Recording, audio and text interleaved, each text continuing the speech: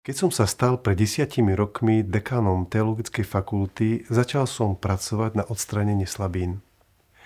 Po 2 obdobiach som odovzdal fakultu stabilizovanú. Fakulta sa omladila personálne, vzniklo niekoľko atraktívnych študijných programov, zvýšil sa vedecký výkon štvornásobne. Momentálne sme z 23 fakult spoločenských a humanitných vied na prvom mieste v Českej republike. Získali a zrekonštruovali sme novú budovu.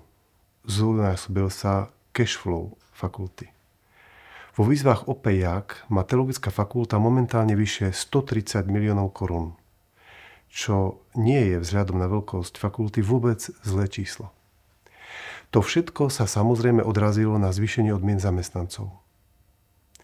Milí priatelia, práve som vám predstavil fakultu a mňa samého ako bývalého manažera jednej z fakult Olomouckej univerzity. Volám sa Peter Tavel, uchádzam sa o post rektora Univerzity Palackého a chcem ju viesť k podobným úspechom. K úspechom, ktoré sú založené na dobrých rozhodnutiach. Rozhodnutiach, ktoré vychádzajú z potreby spoločnosti. Výzvy vidím hlavne v oblasti umelej inteligencie, virtuálneho sveta, bezpečnosti Európy, ekológie, starnúcej populácie a jej dopadoch na zdravotníctvo. Rozhodnutiach postavených na svetových trendoch. Rozhodnutiach odrážajúcich pripravovanú metodiku hodnotenia vedy na štátnej úrovni. Rozhodnutiach, ktoré nastavia predvídateľné prostredie hodnotenia výuky a vedy. Ak pôjdeme týmto smerom, prirodzene to prinesie aj finančný benefit. Čo nás ale brzdí? Konflikt na prírodovedeckej fakulte a Katrin.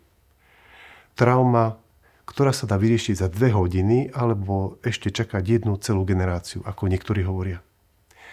Prosím vás, ja čakať jednu generáciu nemienim. Je to premeškanie príležitosti. Mojou víziou je obnoviť univerzitnú kultúru. Nepôjde to bez sebareflexie a ospravedlnenia sa. Takto premýšľam, toto je moja vízia, založená na stabilite, kreativite a humore. Áno, aj humore.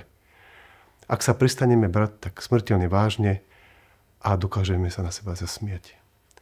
Verím vám, drahí priatelia, verím vašim charizmám a chuti veci zmeniť k lepšiemu. Bez vás to nepôjde.